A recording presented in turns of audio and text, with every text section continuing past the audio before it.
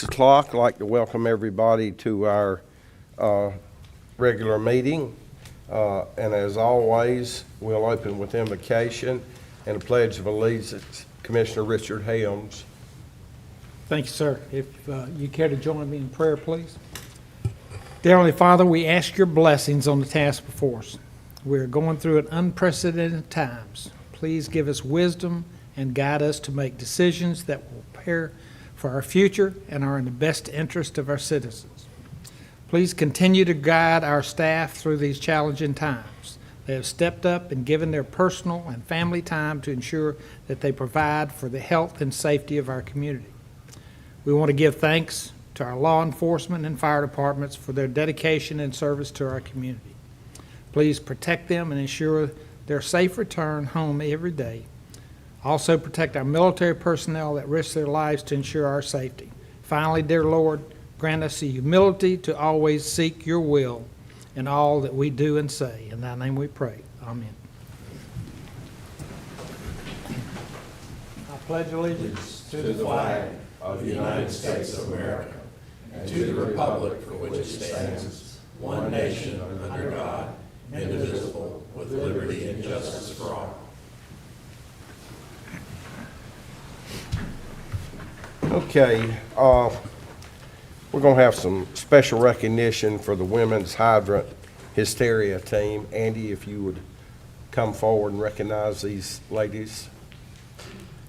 Good evening, Chairman, Commissioners, County Manager. Andy Neff, Water and Wastewater Division Director.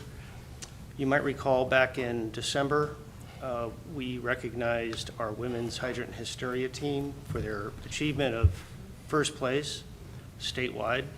This earned them an opportunity to compete nationally. This time it was in San Antonio, Texas. They competed against 9 women's teams, and they came out in first place from 9 teams across the country. They also, they had a time of a minute 45. And what this competition requires is these ladies set up and they're given the components of a fire hydrant, and they have to assemble those components together to make a full hydrant as quickly as possible. And they get penalized for any kind of mistakes they make in the process. And they put a hydrant together in a minute, 45 seconds, with no penalties. The interesting thing about this particular competition, this occurred in San Antonio, June 12th through 15th. It's part of the American Water Works Association competition. They had 34 men's teams compete.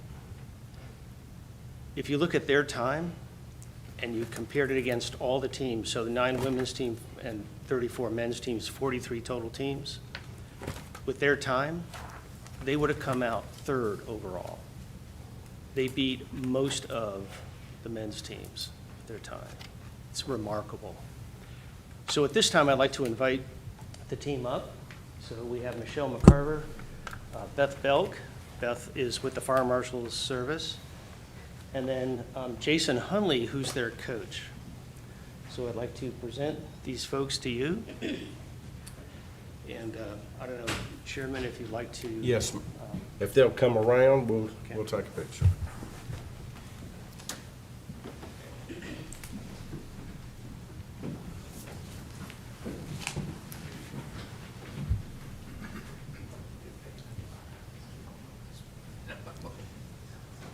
Beth, I know you're with Miss, your friend, Michelle. Yes, sir. I'm surprised she's not up here with you. She's at Disney. Well, thank y'all for all you do, and tighten it up here. Real proud of all that everybody does. And 3 of us should do. Okay, thank you very much. Good job. Thanks.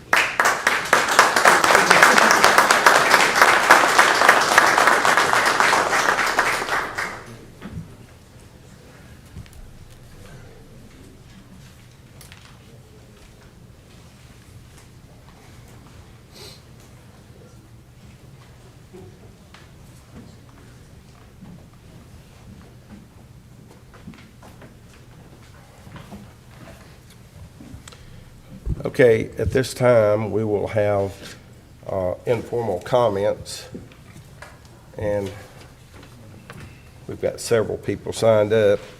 Each speaker, we ask that you address the board from the lectern and begin their remarks by giving your name, stating whether they are residents of Union County, indicating the municipality within which they reside, if any, and stating the topic about which they intend to speak. Each speaker will have 3 minutes to make remarks. A speaker may not yield any of his or her time to another speaker. Speakers may not discuss matters which are subject of public hearings, and they must be courteous in their language and presentation. Restatements or repetitive comments by the same speaker, whether at the same or separate meetings, may be ruled out of order and terminated by the chair. Personal attacks will not be tolerated. Speakers may leave written comments and/or supporting documents, if any, with the clerk to the board. Okay, first up, Richard Donk.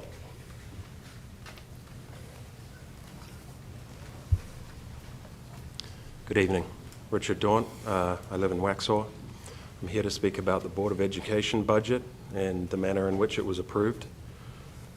Now, I'm a fairly recent arrival to Union County, but I've spoken to long-term residents and lifelong residents, and as far back as anyone can remember, a school budget has not been approved before without a joint meeting between the two boards. So this is a historic failure of leadership, a historic failure of teamwork.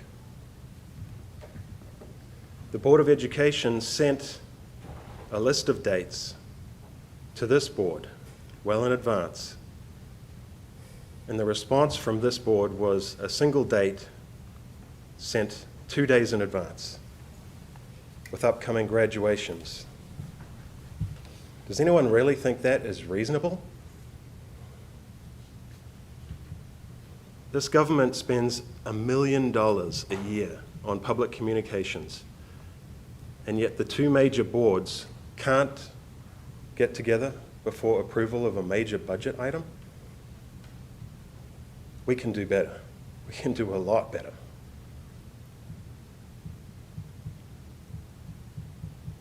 It's not too late to mend fences. It's not too late to mend relationships. Please have a joint meeting with the Board of Education. Let's sort these issues out. As citizens, we can't be expected to hear from one side, hear from another side, weeks apart. We need a discussion. Thank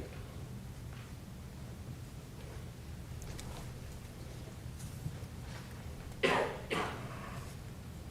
Kathy Hinetail.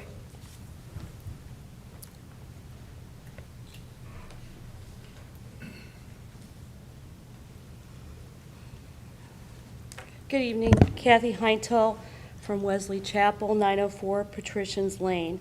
And I agree with Mr. Daunt. We should have had a meeting. It would have helped.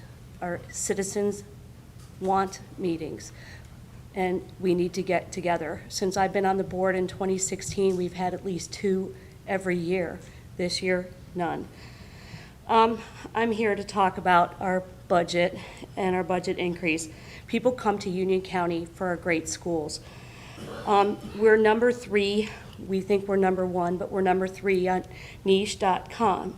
And Chapel Hill and Polk County schools are ahead of us, and their per pupil expenditures are a lot higher than what ours are. I would ask again for reconsideration of our budget request. Last year, we discussed our compensation for our employees, and again, this year, we're not able to do that. Everything's more expensive. I think everybody can agree to that. Our surrounding areas have increased local funds for school boards to keep employees. We don't have that. The mandated increases from the state left only $260,000 from the increase in funding. The state budget is increasing, which is great for our employees, but for every 1% increase in the state budget, UCPS needs another additional $382,000 to cover local impact of those increases. I don't know where we're going to get that money, because all we have left from the increased funding after the mandated stuff is $260,000. We need to have meetings. We need to talk about these things, not at a podium in public comments. But I'm just asking again, if you guys can talk about that. We're losing employees to other districts because they pay more. Thank you. Thank you. Does anybody else wish to speak that didn't sign up? Okay, we'll close informal comments. Okay, moving on to July service awards and retirements. The Employee Recognition Program acknowledges employees for full-time continuous service at the following intervals: 5 years, 10 years, 15 years, 20 years, 25 years, and 30 years of service. We would like to recognize the following employees for full-time continuous service with Union County local government: Juanita Reyes, Board of Elections, 5 years; Rick Mareth, Union County Water, 5 years; Vial Polk, Union County Water, 5 years; Jory Knight, Sheriff's Office, 5 years; Corey Weiss, Sheriff's Office, 5 years; Victoria Purser, Community Support and Outreach, 10 years; Tiffany Gall, Sheriff's Office, 10 years; Justin Love, Sheriff's Office, 10 years; Tate Mills, Sheriff's Office, 10 years; James Anderson, Veteran Services, 10 years; Tracy Colley, Environmental Health, 15 years; Elizabeth Rodriguez Ocasio, Health, 15 years; Kimberly Parker, Human Resources, 15 years; Jose Ortiz, Library, 15 years; Ralph Helm, Sheriff's Office, 15 years; Michelle Hannon, Sheriff's Office, 25 years; Mitzi Balcom, Tax Administration Revenue, 28 years, and she retires this month. Excuse me. I'd like to thank all these employees for their dedicated service, and the one that's retiring, I hope you enjoy your retirement. Okay, we'll move on to the consent agenda, and commissioners, we all got an email today about the sheriff's office, Dog Santos. And is everybody okay with it being added to the sheriff's department? To the consent agenda? Okay. I need a motion and vote for the consent agenda. Motion to approve as amended. Okay, we got a motion. All in favor? Aye. Okay.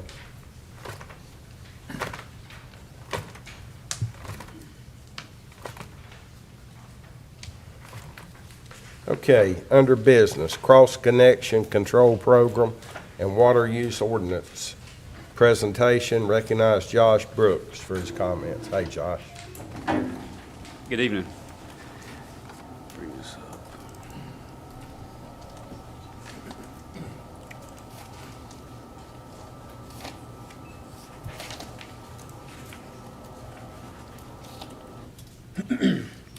Good evening, Chairman, members of the board, County Manager. Thank you for having me back. I'm Josh Brooks, Assistant Director of Water and Wastewater Division. So I want to take some time to review the ordinances again. It won't be near as long as we did last time. It's very brief. It's specifically for the elements of enforcement, fees, and penalties. We'll go through cross-connection IPP. They're both in one presentation that covers both this item and the next item. And then we'll open it up for any questions. If you have any feedback, that's what we're really looking for. Any feedback, questions, or direction based on the information given to you. So we'll go ahead and get started.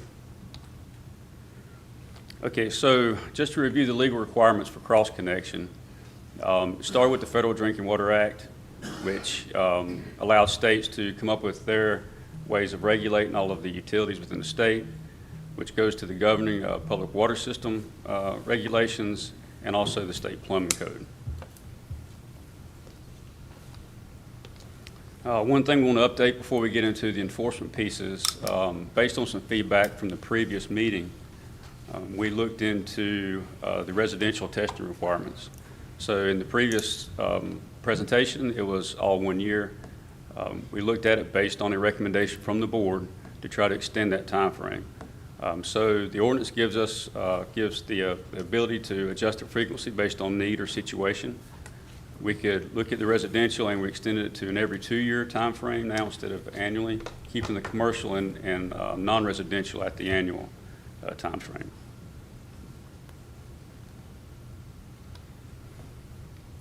So a few elements for the ERP for cross-connection control. You'll see in this next slide what we developed through notice of deficiency, notice of violation, civil penalties. There's an opportunity for a customer or a user to appeal or ask for an exemption based on their situation. And then ultimately, if we can't get any compliance or it's an immediate hazard, it's a servant severance. So in the enforcement response plan, we've got the different tiers just to build up to civil penalties. Now, there's other options that we would also try to address first, whether it's meetings with the user or the customer, multiple phone calls. We would go out and meet with them and try to address their situation with them. However, the civil penalty piece is a punitive deterrent to try to prevent noncompliance. So based on these levels, we had the tiers 1 through 7. They would escalate. However, we would try to stay with tier 1 as long as possible until having to assess civil penalties for noncompliance. Through the ordinance, these elements are non-exclusive, which allows the UC Water Administrator to use this in combination with any other components to the ERP to get compliance into the ordinance. And some comparison here with the other utilities. This is the same stuff you saw in the previous meeting, how it compares to other utilities in the state that's doing the same programs. A lot of the program that we developed through this ordinance was mirroring some of those utilities that already had this program. It was very successful for them. So we compare it to the towns, and they're pretty comparable, especially City of Raleigh. It looks very similar.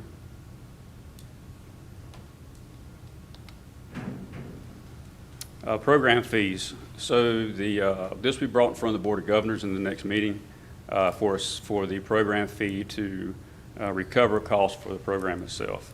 So it'll be a cross-connection fee presented with $100 paid by the facility owner. Cross-connection plan review fee, $45 for staff to review their plans, and then $65 for the cross-connection orientation fee. Again, that's for testers to come in, understand the program, get orientated with the ordinance, and become a certified tester within Union County to test devices. And how that compares to other utilities that also have these programs currently underway. Charlotte Water, we looked at them, City of Raleigh and City of Salisbury. They have a combination of different approaches with it. Some do not have a program orientation fee.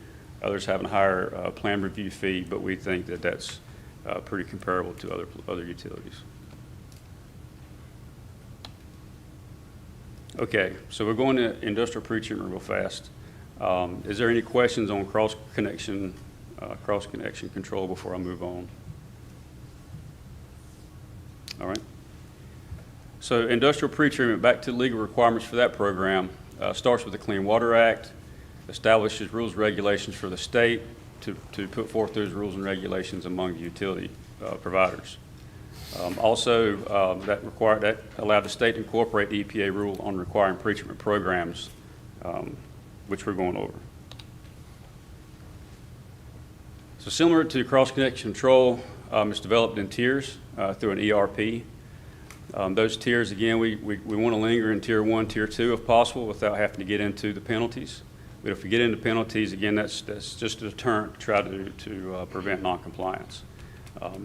Again, with the cross-connection control, it's non-exclusive, so these can be in combination with any part of the enforcement response plan to get compliance, whether it's a consent order, administrative controls, things like that before we get to this civil penalty assessment. Also, just to note, in the ordinance, It does provide up to $25,000 per day per violation, depending on the severity and the level of noncompliance by an industry when it comes to pretreatment. Josh, on those variances, is it spelled out in the ordinance, like between tier 7, between 10,000 and 25? Is it spelled out the different levels? It's not spelled out different levels in the ordinance itself, but it is in the enforcement response plan that that the ordinance gives authority to. Who determines that penalty? So that penalty is, the authority is given from the state that goes up to $25,000. And this is developed based on some research from other utilities, how they've developed some of this information. Okay. I think you mean within the department, who would have that authority, who would actually make that decision? So within the division itself, the ordinance gives the power to, or gives the authority to the UC Water Administrator to develop the ERP as it deems necessary. Again, the UC Water Administrator can use any action within that plan to nudge compliance. Did that answer your question, Chairman? Mr. Chairman? Yes, sir. Is the process such that there's consistency if you're dealing with 4 or 5 different entities, that you apply this consistently? That's correct. The enforcement response plan is there for non-biased, fair, consistent enforcement across the board to various industries or companies. But I'm saying that the 10,000 to 25,000, something that makes that consistent, where it's not an arbitrary, we're going to do 15 now, or we're going to do 20 on this one. Yes, sir. There's elements that define what the administrator or the designee would have to go through before answering those questions to what that level is. It could be, what was the harm? What did it do? What can it have done to the environment? How much did that company profit from noncompliance?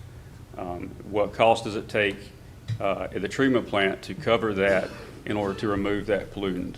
Those things are all considered before assessing any of these civil penalties, even to the lightest one at the top. Thank you. And just for the benefit of the listening citizens, the first part of this about the irrigation, it's only if you have an attached automated irrigation system. That's correct. It's an This irrigation is not system. water hose to sprinklers from spigots. That's correct, Chairman. That's right. That's a different part of the code for the plumbing code that addresses hose connections, and then there's a different that addresses the irrigation systems. Right. Okay. And lastly, with the IPP program, we have program fees. So in this program, there aren't any additional fees that's going to go towards running the program. That's going to be recovered through non-residential and industrial wastewater rates. The only thing that might be considered in the future, which would go in front of the Board of Governors, would be any consideration for surcharges based on high-strength waste from any individual industry or manufacturer that comes into the county. Right now, that's not a consideration this time. We don't have any high-strength waste discharges at the moment. But if that comes up, that may be brought up against to the Board of Governors at some point in time later.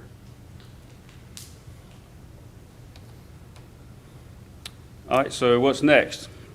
So what's next will be the District Board of Governors' adoption of the program fee specifically for cross-connection control. The board's consideration of this ordinance adoption that's forthcoming in the August meeting. And if adopted, we're still looking at a September 2022 implementation. However, IPP is probably the one that would be later in the year, depending on the state's response. If the ordinance is adopted, submit it to the state, getting their feedback, and getting the control authority developed.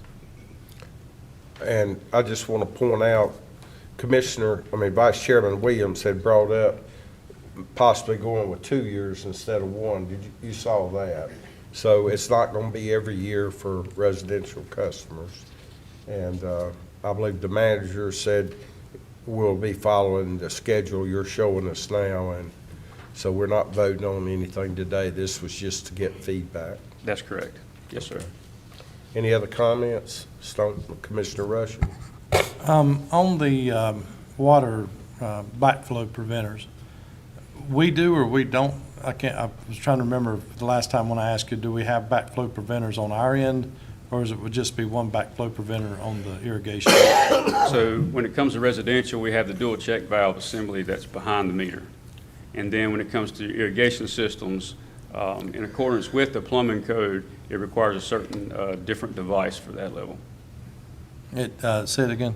The irrigation systems requires another device beyond ours. That is not county-owned and maintained. Okay, so what I'm picturing in my mind is that we go to two different meters. We go to a meter that goes to the home, and then we go to a meter that goes to the irrigation system.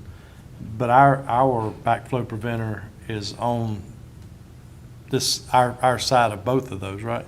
Yes, let me clear that up just a little bit. So there are two instances where there's a connection that has a domestic water use that has connection into the home and an irrigation connection. Those are pre-2009. After 2009, there was a requirement to have two separate meters, one that feeds the domestic house, one that feeds an irrigation system. So the first situation with one meter feeding both, there will be a dual check valve assembly behind the meter on our part, right as it connects to the service going to the house, and they would have a different device up near the house for the irrigation system backflow, but not an additional meter. Okay. When it comes to the 2 meter set point, you'd have the same with the domestic meter with the dual check valve assembly attached to the meter itself before it gets to the service in the house, and then an irrigation meter with a device further up near the house for the irrigation system. So the total cost of this to a homeowner, rough estimate? So the cost to test it was about $175 to $275. I believe I had to look at my numbers again. I believe that's what it is. Now we're discussing it every 2 years. Okay. Now, the device to install, the cost to install that device, based on when the plumbing code was enacted, that's already part of the house, the plumbing code for the house, to have those devices installed. So if they have, like with the code, I just think of a house maybe that has lead pipes or lead involved, there's no grandfathering, there's nothing like that.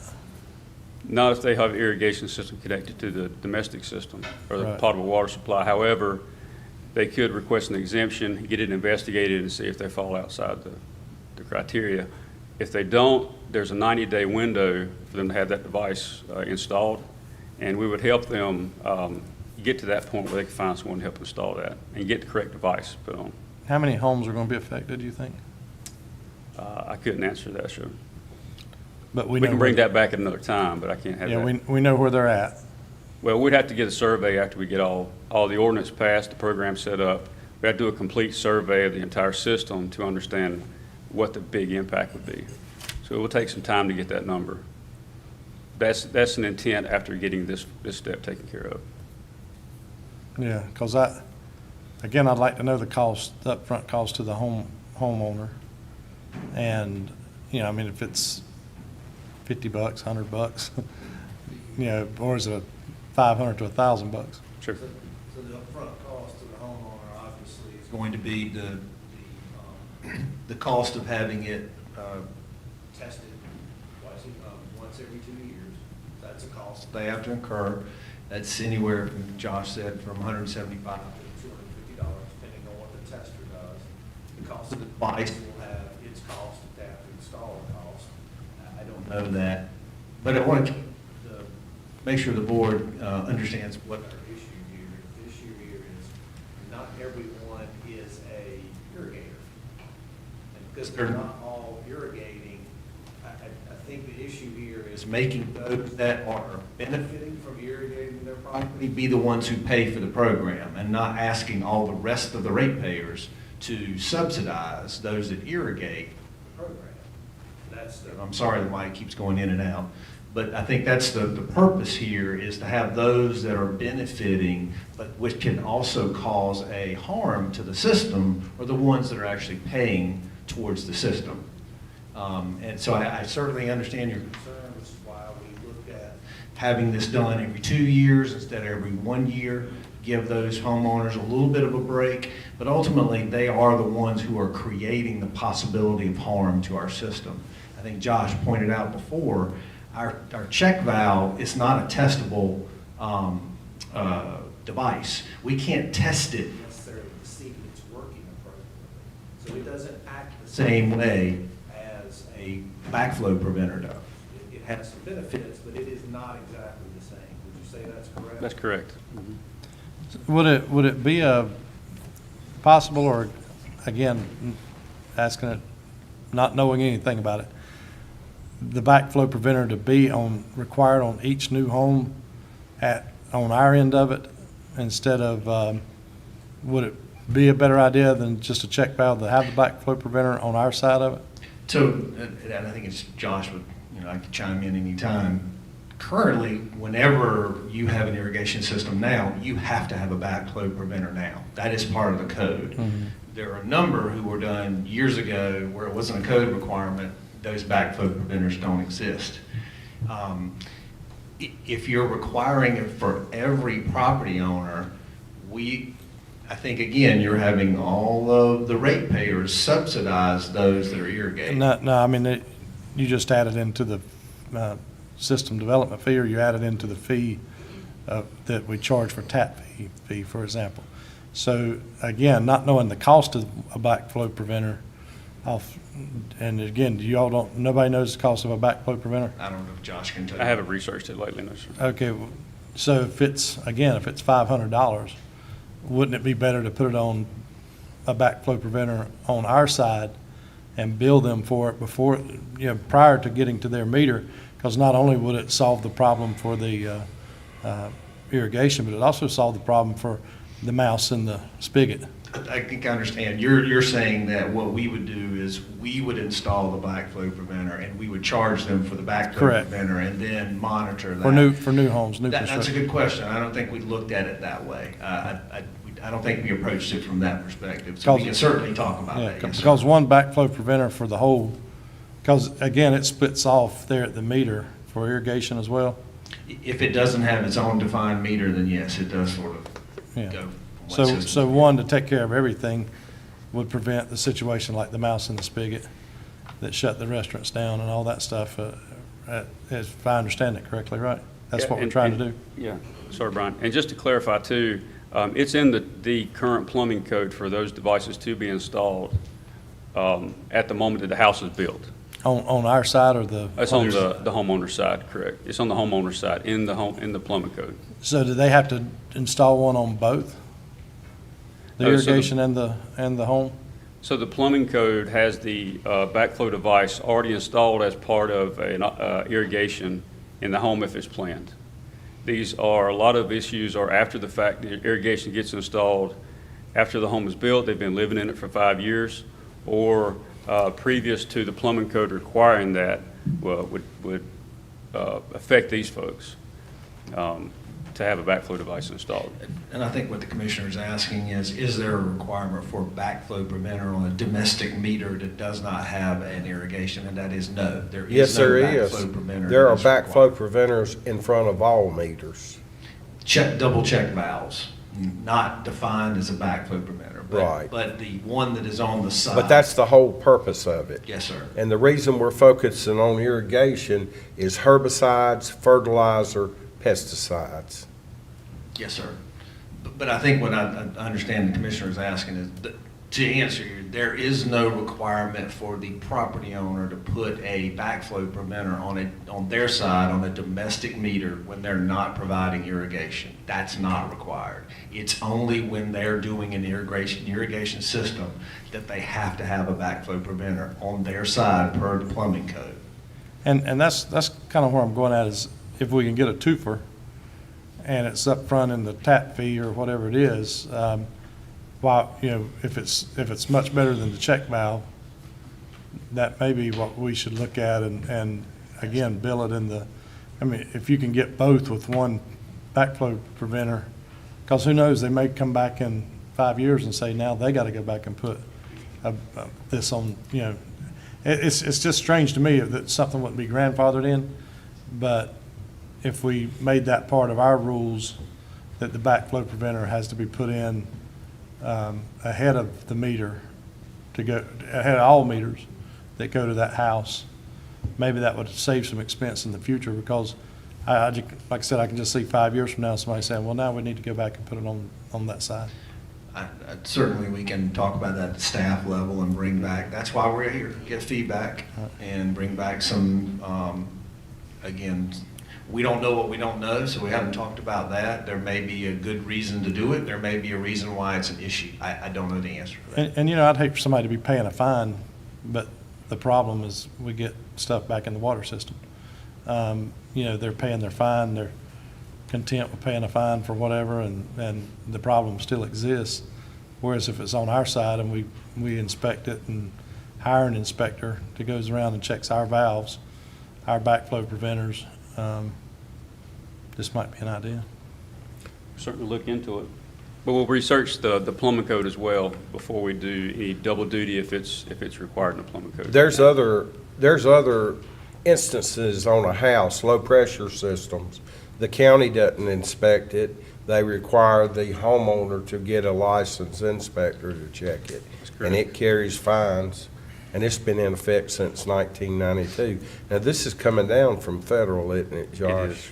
Yes, sir. Commissioner Helms. Now, I just wanted to point out, there are, at least it used to be a requirement that I had county water. I had a private well that irrigated. I looked at the opportunity to tie them together so I'd have backup. You have to have backflow preventer if you do that. Yes. So is this going to catch that exposure as well? It will. It will Okay. catch that exposure. We hope not to have that exposure anyway, because that's Yep. part of the meter set policy, because that type of connection is unlawful without some type of backflow protection. Thank you very much, Josh. Thank you. We will bring back some additional information and have something for you at the August meeting. Okay, moving on to the general obligation bond referendum, bond orders and resolution for setting a public hearing. Recognize Beverly Lyles, our finance director.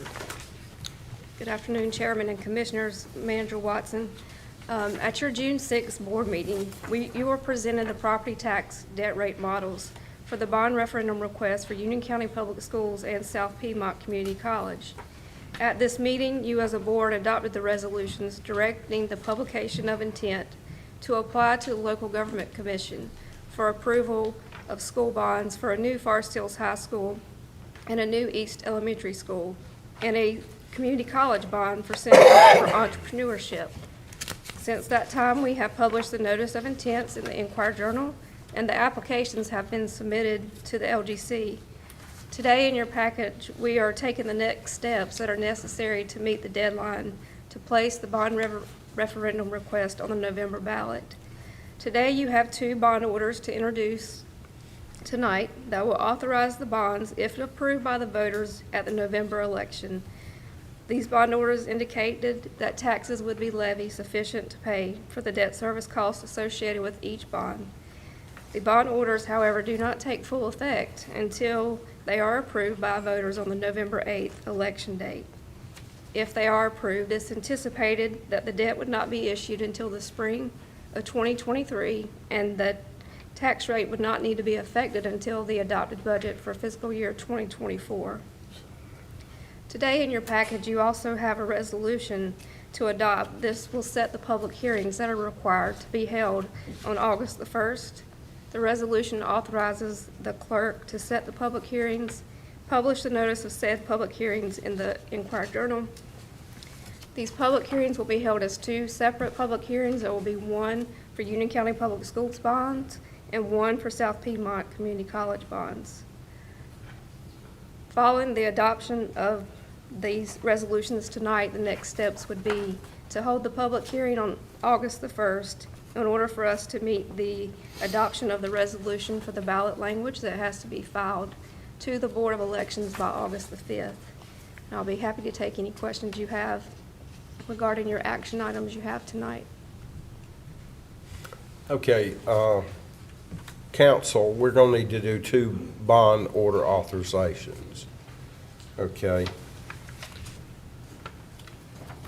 All right, the first one. I'm going to introduce the following bond order which have been made available to the Board of Commissioners. A bond order authorizing the issuance of $134,405,000 general obligation school bonds of the County of Union, North Carolina. Do we need to read further, or is that good enough?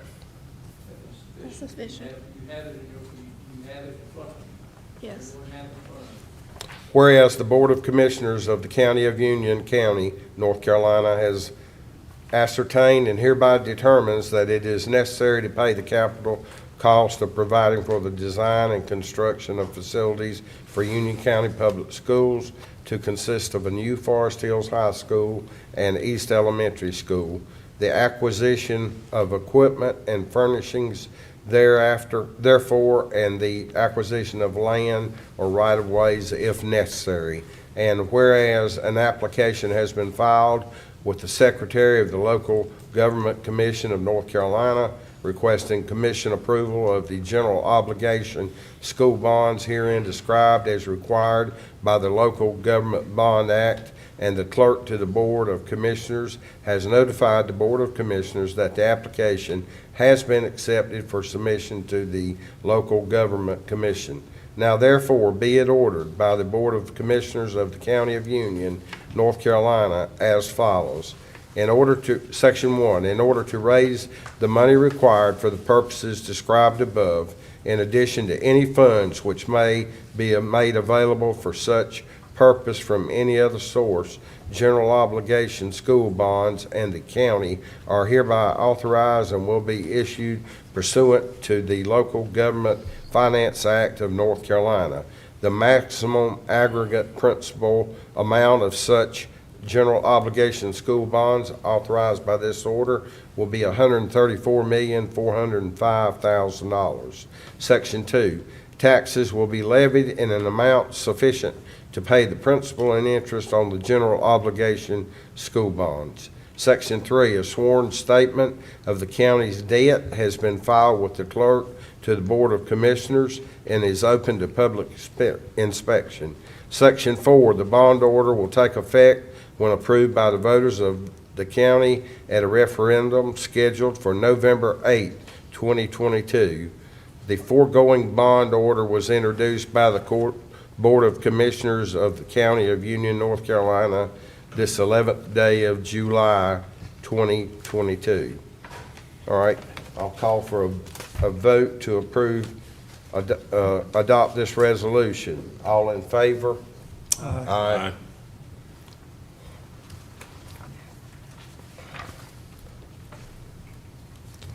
I'm also going to introduce the following bond order, copies of which have been made available to all of us. Bond order authorizing the issuance of $32,725,000 general obligation community college bonds of the County of Union, North Carolina. Whereas the Board of Commissioners of the County of Union, North Carolina has ascertained and hereby determines that it is necessary to pay the capital cost of providing for the construction, renovation, improvement, equipping, and furnishing of facilities for South Piedmont Community College and the acquisition of land of right-of-ways if necessary. And whereas an application has been filed with the Secretary of Local Government Commission of North Carolina requesting commission approval of the general obligation community college bonds hereinafter described as required by the Local Government Bond Act. And the clerk to the Board of Commissioners has notified the Board of Commissioners that the application has been accepted for submission to the Local Government Commission. Now therefore be it ordered by the Board of Commissioners of the County of Union, North Carolina as follows. Section 1, in order to raise the money required for the purposes described above, in addition to any funds which may be made available for such purpose from any other source, general obligation community college bonds of the county are hereby authorized and will be issued pursuant to the Local Government Finance Act of North Carolina. The maximum aggregate principal amount of such general obligation community college bonds authorized by this order will be $32,725,000. Taxes will be levied in an amount sufficient to pay the principal and interest on the general obligation community college bonds. Section 3, a sworn statement of the county's debt has been filed with the clerk to the Board of Commissioners and is open to public inspection. Section 4, this bond order will take effect when approved by the voters of the county at a referendum scheduled for November the 8th, 2022. The foregoing bond order was introduced by the Board of Commissioners of the County of Union, North Carolina, this 11th day of July 2022. Okay, I'm going to make a motion to adopt the resolution for the community college bonds to be issued. All in favor? Aye. No. Okay. Yes. There is one more resolution behind that. Do you have it to read? Yes, I should have it. The resolution called for the public hearings. Right. I'm not hearing you, Richard. There is another resolution. Do you have it behind there to read? It's called for the Okay. public hearing.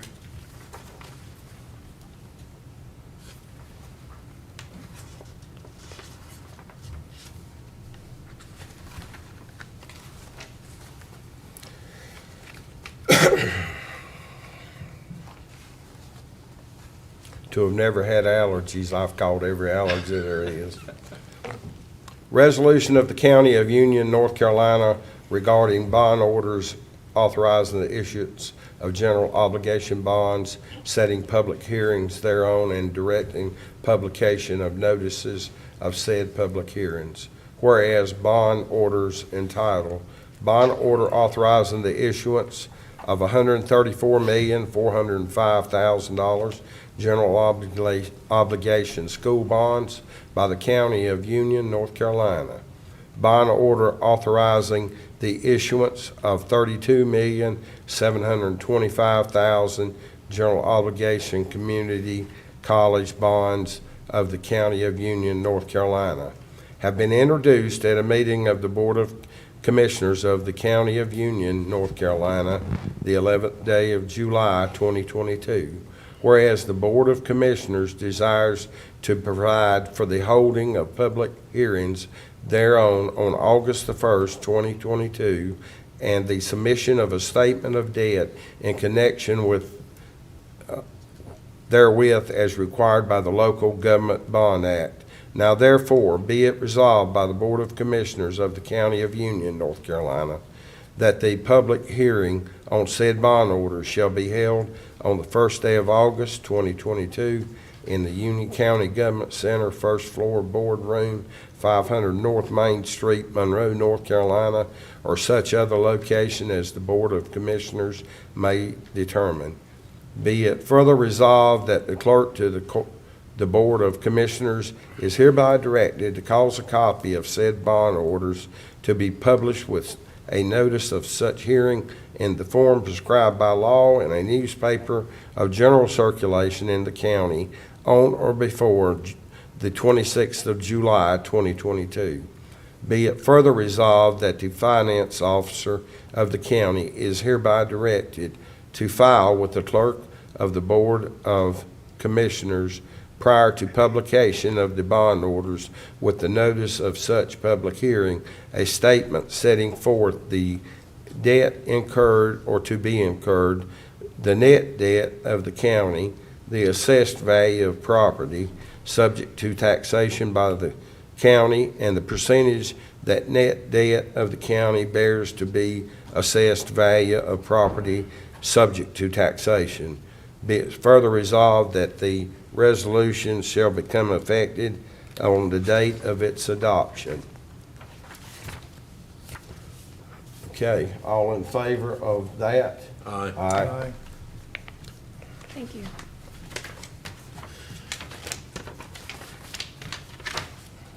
I guess when Beverly walks away, that's a sign it's over with.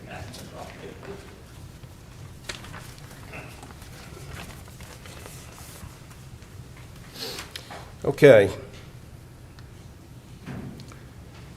22-450, appointments to boards and committees. we need to appoint members to the Ag Advisory Board and the Union County Home and Community Care Block Grant Advisory Committee. Number one, on the Agriculture Advisory Board, the terms of Brad Hargett, Tony Helms, and Logan Watson expired in June 2022. The vacancies have been advertised, and all three have applied for reappointment. I make a motion that Brad Hargett, Tony Helms, and Logan Watson be reappointed to the Ag Advisory Board. All in favor? Aye. Union County Home and Community Care Block Grant Advisory Committee. There are at least 5 vacancies on this committee. The vacancies have been advertised and applications were received from Saluda B. Anthony and Alida Galusha. I make a motion that we appoint Saluda B. Anthony and Alida Galusha to the Union County Home and Community Care Block Grant Advisory Board. All in favor? Aye. Mr. Manager. Thank you, Mr. Chairman, members of the board. Just a couple of items. Your next regular meeting will be August the 1st, which is a Monday. That'll be the only regular scheduled meeting in August. However, staff is working to put together a workshop tentatively scheduled for Thursday, August the 18th. There are a couple of items on that agenda. We have a matter related to the appeal of floodplain delineation, I'll call it. And there's some actual training related to hearing the appeal on floodplains that needs to occur with the Board of County Commissioners. Secondly, at that workshop, we will be presenting an overview of the stormwater program in Union County. It's been a while since that information has been reviewed with the board, and we thought that would be an opportune time to go over that information to make sure that you all are up to speed. As another part of that day, we were planning on doing the training and the overview in the morning, possibly having lunch, and then inviting elected officials to tour the new Yadkin water plant and potentially the intake building in Norwood. Had the opportunity of touring the water plant last week. It is in a stage of completion that will give the board a good perspective of exactly what's going to take place in the treatment process, the scale of the facilities. Many of the facilities are actually underground. They're mixing tanks where process takes place and whatnot. And this is just a really good time to go visit that plant and get that perspective before things, the vaults get covered over, things like that in the construction. So be looking for that information later on in the coming weeks, but please make note of those 2 dates. Thank you, Mr. Chairman. Commissioner Simpson. Thank you, Mr. Chairman. I just would like to note, I think since we last met, the passing of Commissioner Richard Stone. Richard was commissioner here in Union County, I think, for a couple terms, served Union County well, a former Marine, and my condolences to his family. We thank him for his service. Commissioner Rushing. No comments, thank you. Commissioner Helms. No comment. Commissioner Vice Chair Williams. No comments, Mr. Chairman. Oh, I have no comments, but I would like to say thank you, God, for the rain. I believe the county got a lot of it, and it has really changed the looks of farmers' crops, and I pray that they continue to come. Make a motion to us dismiss. All in favor? Aye. Aye.